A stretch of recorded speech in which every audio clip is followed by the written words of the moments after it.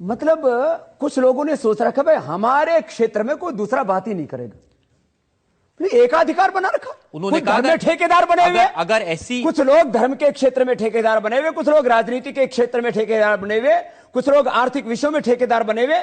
जो मैं बात कह रहा हूं वो लॉजिकली, साइंटिफिकली, प्रैक्टिकली एकदम फिट है। यदि मैं कहीं गुनहगार हूं तो आप मुझसे प्रश्न पूछिए। उन्होंने कहा कि अगर ये वन टैक्स का फॉर्मूला लागू कर दिया तो देश पुरानी वैदिक व्यवस्था में चला जाएगा, प्राचीन काल में चला जाएगा। अच्छा, हिंदुस्तान ऋषियों का देश बने ये इनको मंजूर नहीं, राक्षसों का देश बनाना है इसको।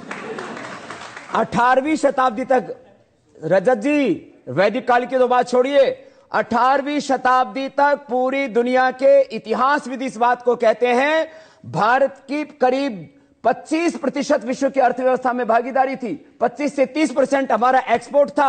अरे पुराने जमाने की बात छोड़ो, 1978 के मेरे पास में डेटा है, जो है उस समय चीन की और भारत की जीडीपी दोनों की बराबर थी, करीब 13 लाख करोड़ रुपए की, और दोनों का एक्सपोर्ट करीब बराबर था। आज चीन पहुंच गया 150 लाख करोड़ से ज्यादा और हम 20 लाख करोड़ भी नहीं पहुंचे। आज हिंदुस्तान को गर्त में डाल दिया। जो मैं काम कह रहा हूं उसको कर लीजिए, हिंदुस्तान चीन और अमेरिका से भी आगे होगा।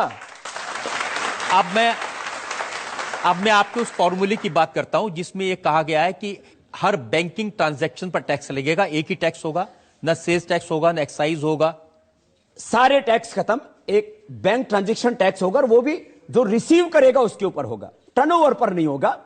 अब इसमें एक खास बात मैं बताना चाहता हूं भैया, पेट्रोल जो है उसका जो बेसिक प्राइस होता है वो 35 रुपए के आसपास है। अब उसके ऊपर करीब 50% टैक्स है। ये तो पूरी स्टडी है मेरे पास में, कोई भी देख सकता है, इंटरनेट पर सब बच्चे पढ़े हुए हैं।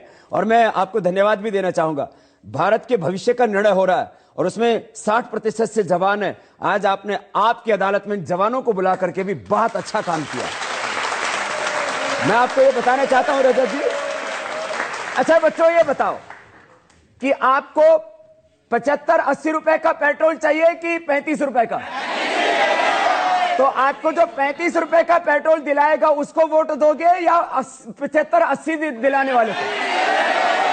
अच्छा, आपको आज गैस सिलेंडर सब्सिडी के बावजूद 425 का और सब्सिडी के बिना जो है 1200 रुपए का मिलता है। यदि आपको गैस का सिलेंडर 300 या 400 रुपए का मिले उसको वोट करोगे या 1200 रुपए का देने वालों को? देखो, सरकार तो ये बनाएंगे, आप थोड़ी बनाएंगे, हम थोड़ी बनाएंगे। आप ऐसा करते हैं, हमारे रजत जी को आपकी अदालत चलाने देते हैं, गवर्नमेंट अपन बनाते हैं। और अच्छा, अगली बात सुनो स्वामी जी, ये जो आप सपने दिखा रहे हैं, अरे अभी जो टैक्स लग रहा है 50%, वो 1% पे आएगा। तो प्रैक्टिकल बात कर रहा हूं। अरे इतना अर्थशास्त्र तो हम नहीं पढ़ रखा। रजत जी एक बार सुनो,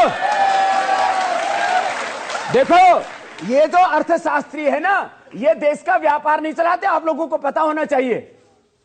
ये वाशिंगटन कॉन्सेंसस की, ये सेंसेक्स और एफडीआई की गुलामी कर सकते हैं। याद रखो, हिंदुस्तान की अर्थव्यवस्था इकोनॉमिस्ट नहीं चलाते, हिंदुस्तान की अर्थव्यवस्था इस देश के 125 करोड़ लोग चलाते हैं। ये लोग नीतियां बनाने के लिए करते हैं। स्वामी जी, हिंदुस्तान की अर्थव्यवस्था इस देश का गरीब मजदूर, किसान, कारीगर, इंडस्ट्रियलिस्ट, मैन्युफैक्चरिंग में लगा हुआ, वो देश की अर्थव्यवस्था चला रहा है। और हम उसमें कोई सुझाव दे रहे हैं तो हमको जो है पुराने जमाने का आदिवासी बता दिया। ये बात भी कोई, अरे हम इसलिए कि शायद आपकी जानकारी नहीं है। अच्छा, हमारी कौन सी जानकारी नहीं, आप बताओ, मैं हर एक उत्तर देता हूं। आप कह रहे हैं कि टैक्स लगेगा बैंकिंग ट्रांजैक्शन पे, लेकिन आप यदि आज हार गए ना, हाँ, तो अगली बार मैं उधर होऊंगा और आप इधर बैठेंगे। आप सवाल हार जीत का नहीं है, मेरा तो काम है सवाल पूछना, और कठिन सवाल पूछूंगा। आप कह रहे हैं कि बैंकिंग ट्रांजैक्शन पर होगा। हाँ। इस देश में 60 करोड़ लोग ऐसे हैं जिनका बैंक अकाउंट ही नहीं है। 60 करोड़ लोगों के पास में, अरे सुनो, ताली बजाने से पहले बोलो। 60 करोड़ लोगों के पास में खाने के लिए 2 वक्त की रोटी भी पूरी नहीं है। बैंक ट्रांजैक्शन कहां तक करेंगे? हाँ। जिनके पास में पैसा ही नहीं है उनका ट्रांजैक्शन कहां से करवाओगे? मैं कहता हूं उनके पास में भी पैसा आ जाएगा और 5 साल में उनके खाते भी खुलवा देंगे और पैसे से भरवा देंगे। स्वामी जी, 3 लाख गांव ऐसे हैं जहां पर बैंक नहीं है। उन गांव में जो लोग रहते हैं, जिनका खाता नहीं है, जिनका अकाउंट नहीं है, वो अर्थव्यवस्था से बाहर कर देंगे उनको। पैसे भी तो ज्यादा नहीं है ना उनके पास, उनके ऊपर टैक्स हम लगाना नहीं चाहते। मेरे 3 प्रपोजल है। टैक्स नहीं लगा रहे आप, इसके हिसाब से सब पर टैक्स लगेगा। जो किसान जिसको आज टैक्स नहीं देना पड़ता। अभी जो आप बात कर रहे हो ना, दरअसल भ्रांति कहां से हुई है? ये प्रपोजल अर्थ क्रांति के लोगों ने तैयार किया था। मैंने अर्थ क्रांति की पूरी वेबसाइट को पढ़ा है। अरे उसमें जो है भ्रांति क्रांति होगी आपको।